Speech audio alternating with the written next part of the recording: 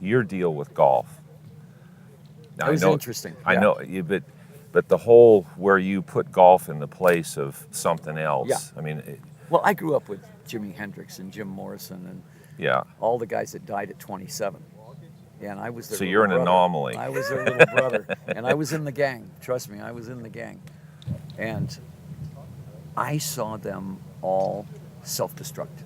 The most creative people I knew were self-destructive. And the reason they were was because they had to live their image. And I was looking at this going, okay, now wait a minute. My image as Alice Cooper is going to be even heavier than theirs. Yeah. It's going to be the villain of rock. Right. I said, how do I deal with that and not die? Well, I had to when I finally got sober, I realized you play the character on stage and then you leave him there. Yeah.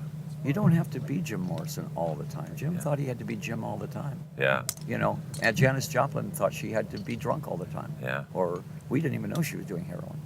You Wow. know, if we would have known that, we would have stopped her. But Oh, she yeah. kept that very secret. All the guys were living this life where they didn't want to see 30. They wanted Wow. to have the biggest party of their life and ended at about 30 because nobody wanted to get old. Wow. Now here we are, 70 Here we years are. old. Steven Tyler, myself, Ozzy, Paul McCartney, 74, Jagger, 75. And I was doing our best work Oh, yeah. because we've got a handle on it. So the golf thing for you has just been basically a savior, Yeah, well, someplace for it you to was. go. When I quit drinking, I said, I know I have an addictive personality. So I have to get addicted to things that are not going to kill me. And that meant I was a good baseball player. I was a good hitter. You know? Okay. So I could put the bat on the ball no matter where they put it over the plate. Right. I was never a power hitter, but I was a good singles and doubles Yeah. hitter. So I said, well, how hard would it be to hit a ball not moving? Sitting still. Right? And then I went, this is hard. Somebody harder. throw me the ball and I can hit it. Put it still and I can.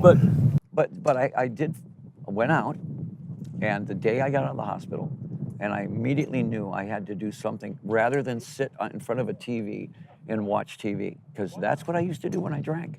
I'd sit and watch The Price is Right and this, and I'd just sit and drink all day.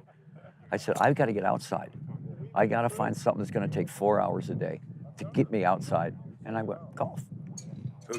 Is there any friend that took you to No, it? Or did you I just... looked at Yellow Pages and I went, Pima Country Club. And I went out there and there's Jim Mooney. Yeah. He's right there.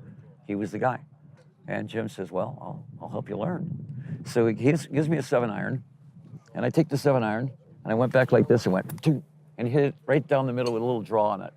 And he said, well, how long have you been playing? And I went, that's the first swing I ever took, you know?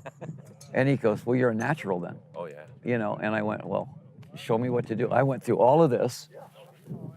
Oh, yeah. I did all that, Oh, yeah.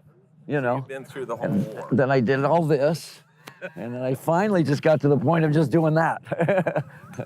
Now I feel more comfortable on stage and on the tee than I do anyplace else. Yeah. You know, so it's It's because I home. do it every day. It's I play home. 6 days a week, and you know, and I, on stage. If I get on stage, the last thing I am is nervous. I mean, to me, I wish I could get nervous. But here's what it looks like. I watched you yesterday. I watch a lot of entertainers, a lot of people. Yeah. You look like you still just have fun doing Oh, it. I do. If you're not having fun, don't do it. Yeah. And here's another thing that I tell people. They say, well, why are you making this new album? And I go, if you think that you've made your best album, don't make another album, because you have nowhere to go. Yeah. If you think you've done your best show, don't go on tour. I always go into it with, this is going to be the best album I ever made. Right. I've had 2 #1 albums, and I'm going, this is going to be better than those. Yeah. With any golfer, Yeah. they get out there going, I could shoot 59 today.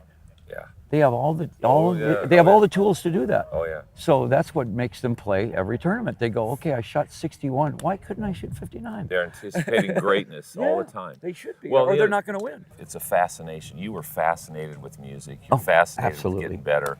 That drives your passion. Absolutely. And passion is what makes you want to live. And I love playing with musicians that are great musicians, like Robbie Krieger from The Doors. You know, I mean, he's a guy that The Doors, come on. Yeah. You know, Well, and all the guys that we play with are guys we really respect. Yeah. You know, I was in the studio with Paul McCartney 2 years ago Who's that? for the Hollywood Vampires, and I don't care how good you are.